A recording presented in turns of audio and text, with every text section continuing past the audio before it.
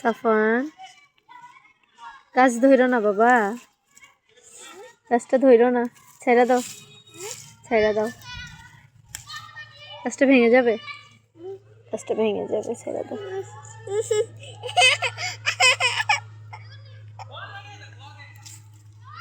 তুমি পচা কাজ কেন করো? আমার দিকে তাকাও, কি খাইতেছো তুমি? কুকো কে কিনে দিছে? হ্যাঁ ভাইয়া টাকা দিছে কে? তুমি টাকা দিছো, তারপর ভাইয়া কিনে দিছে? তুমি পাতা ছিঁড়তেছো কেন? সাফান বাবা কোথায়? সাফান একটু আমার দিকে তাকাও, এই যে